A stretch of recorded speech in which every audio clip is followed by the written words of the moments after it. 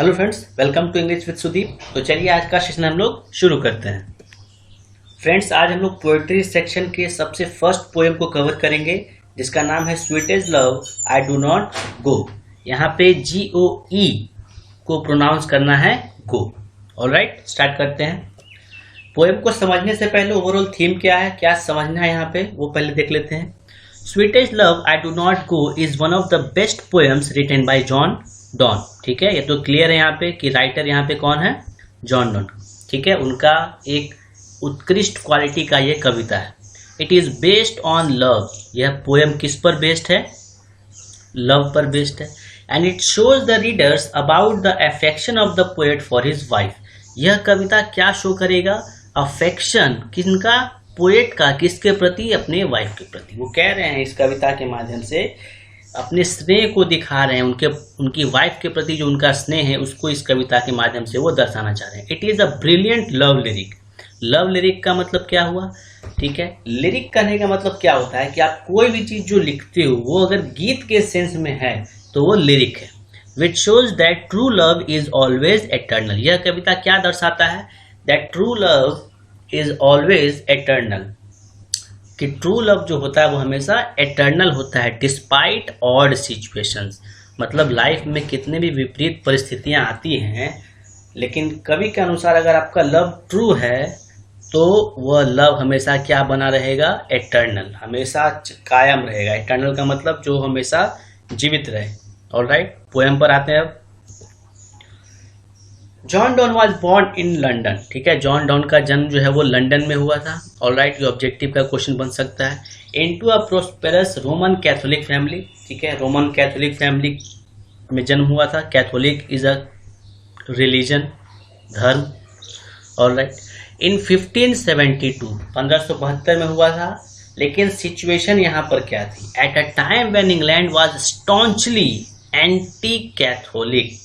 ये खुद कैथोलिक धर्म के थे, लेकिन ड्रामा आप देखो यहाँ पर, जिस समय जन्म हुआ इनका उस समय इंग्लैंड एंटी कैथोलिक था, स्टॉन्चली, कट्टर, anti Catholic.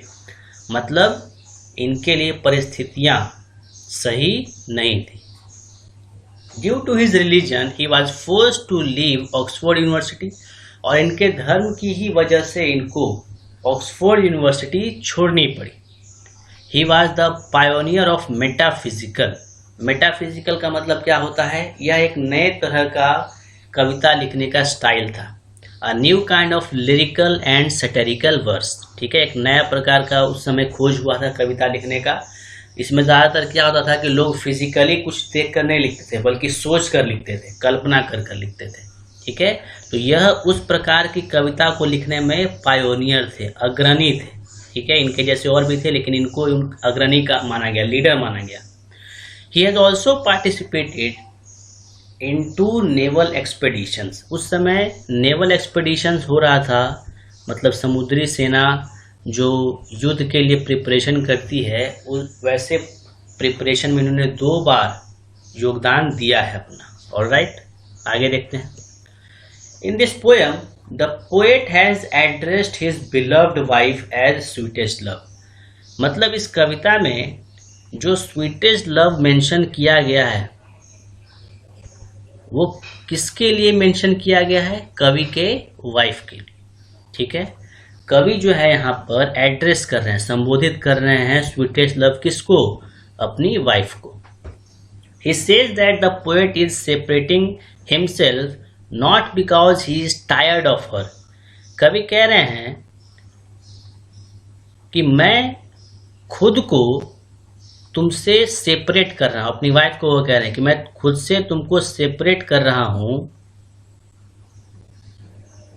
Not because he is tired of her. ऐसा नहीं है कि मैं तुमसे थक गया हूं, और not because he would find a better love for himself, और ना ही मैं तुमसे इसलिए अलग हो रहा हूं कि मुझे तुमसे ज्यादा बेहतर लव की तलाश है, ऐसा भी नहीं है। As according to the poet the world can never provide him a better lover than her. कवि कहते हैं कि मैं तुमसे इसलिए नहीं अलग हो रहा हूं क्योंकि मैं तुमसे क्या हो गया हूं, थक गया हूं, ये रीजन नहीं है।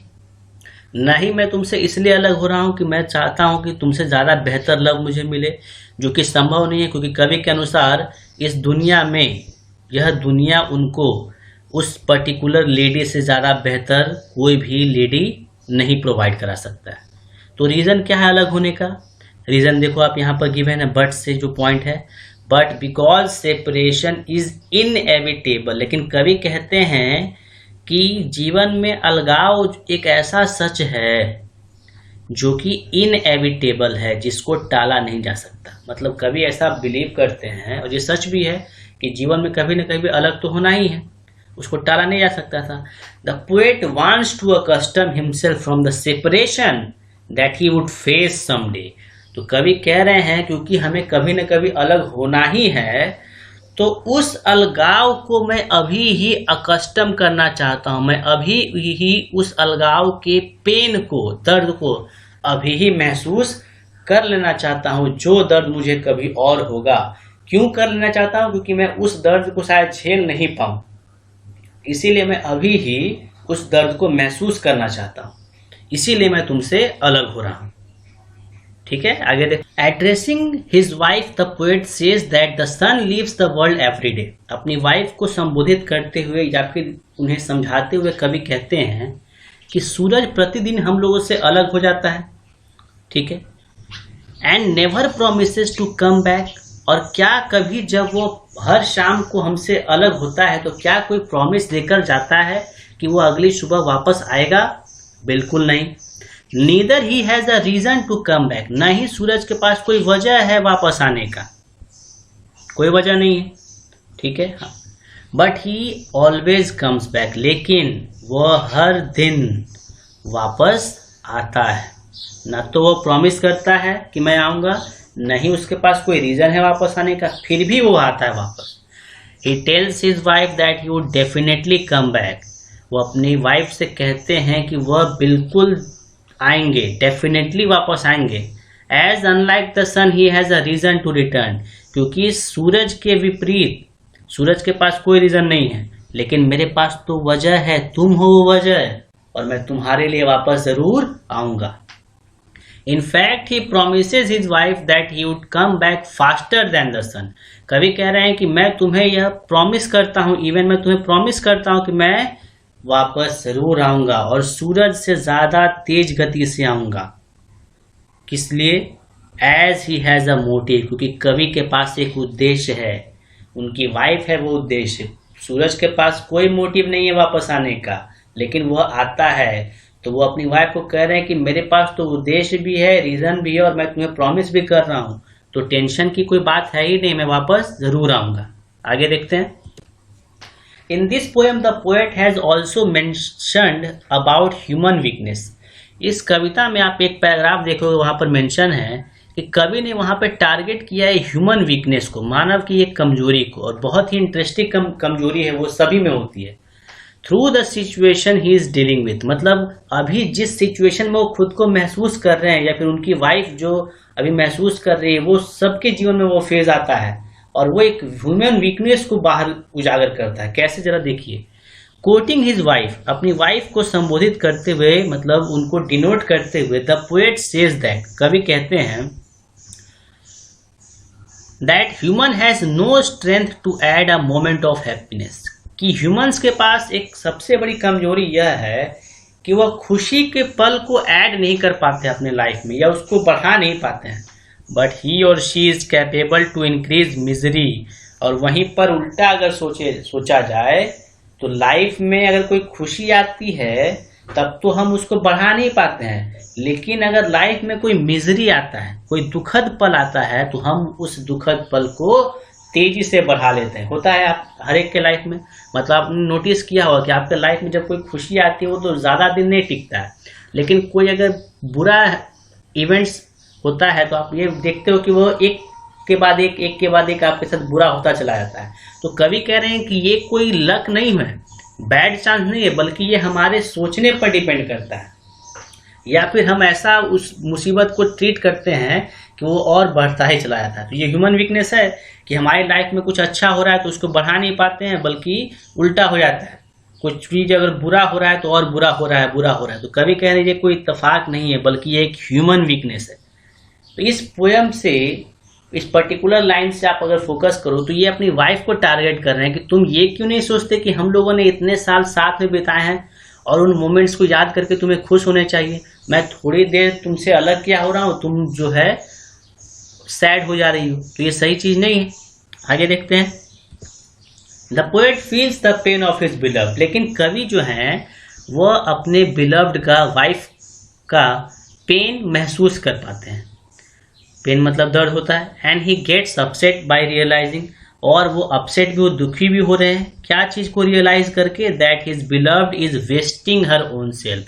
यह महसूस करते हैं कि इनकी जो वाइफ है वो खुद के जीवन को नष्ट कर रही है, खुद के जीवन को नष्ट कर रही है सैड होकर। सैड होने से सिर्फ मोमेंट पास होता है और कुछ नहीं हासिल होता। And in doing so she is also affecting the poets life, और ऐसा कर कर कवि यह कह रहे हैं कि तुम सिर्फ खुद को नहीं डिस्ट्रॉय कर रहे हो, बल्कि तुम्हारा सैड होना, दुखी होना मुझे भी, मेरे जीवन को भी क्या करता है, अफेक्ट करता है। As they both are connected to each other, कभी कह रहे हैं कि हम लोगों ने इतने साल साथ बिताए हैं, तुम्हें पता होना चाहिए कि हम दोनों क्या हैं, एक दूसरे से कनेक्टेड हैं। और क्योंकि कनेक्टेड हैं तो अगर तुम्हें कोई पेन होता है तो ऑब्वियस सी बात है वो पेन मुझे भी होगा। इसलिए कवि समझा रही है सारी चीजों को। The poet ask her wife, यहां पर हिज होगा, ठीक है, आस्क नहीं होगा, प्रिंट टाइपिंग मिस्टेक है ये। Not to foresee any evil things, poet कह रहे हैं वाइफ से कि कोई भी, फोरसी कहने का मतलब होता है आगे की सोच रखना, कोई भी बुरी सोच को अपने अंदर मत आने दो। कभी अपनी वाइफ को समझा रहे हैं, एज समटाइम्स इट में बिकम ट्रू, क्योंकि अगर तुम बुरा सोचोगी तो ऐसा पॉसिबल है कि बुरा हो भी जाए मेरे साथ या तुम्हारे साथ, तो कोई बुरे चीज को मत सोचो आगे। He tells her to imagine as if they both are turned away from each other only to sleep. वो अपनी वाइफ को कहते हैं तुम ऐसा इमेजिन करो कि हम लोग एक साथ ही हैं, एक ही बेड पर हैं इवन, और सिर्फ टर्न अवे हैं, सोए हुए हैं, लेकिन एक दूसरे को देख नहीं पा रहे हैं, बस ऐसा सोचो तुम। And this situation will and soon, और अगर तुम ऐसा सोचोगे कि बस थोड़े ही पल का ये सेपरेशन है, हम लोग पास ही हैं, बस एक दूसरे को देख नहीं पा रहे हैं, और अगर तुम सिर्फ इतना ही सोचोगी तो यह जो हमारा सेपरेशन है वो दूर हो जाएगा। कुछ बुरा मत सोचो, बस तुम सोचो कि हम लोग पास ही हैं, बस एक दूसरे को देख नहीं पा रहे हैं थोड़ी देर के लिए। Now in the last few lines, last के कुछ लाइन्स को अगर आप फोकस करोगे, द पोएट सेज दैट, कवि कहते हैं if two people can keep each other alive, कि अगर दो लोग एक दूसरे को जीवित रख पाते हैं डिस्पाइट द सेपरेशन, अलगाव के बावजूद। कहने का मतलब अगर कोई दो लोग हैं और दो अलग अलग डिफरेंट प्लेसेस में हैं, काफी दूर या जो भी हो सिचुएशन हो, लेकिन दोनों ने एक दूसरे को अपनी यादों में, अपनी मेमोरी में जिंदा रखा हुआ है दूर हो, लेकिन मेमोरी में एक दूसरे को जीवित रखा हुआ है। और अगर कोई ऐसा करता है तो कवि ने बहुत शानदार चीज कही है, then they can't be separated in any phase of life. अगर कोई ऐसा पर्सन है, दो पर्सन हैं या बहुत सारे पर्सन हैं, दो अलग अलग जगहों पर हैं और अलग होने के बावजूद एक दूसरे को दिलों में जीवित रखे हुए हैं, तो कवि कहते हैं ऐसे लोगों को कभी भी सेपरेट नहीं किया जा सकता। ना वो खुद सेपरेट हो सकते हैं और ना ही उनको किया जाता है, चाहे जीवन के किसी भी फेज का वो हिस्सा हो, उनको कभी भी अलग नहीं किया जा सकता। So guys, thank you so much.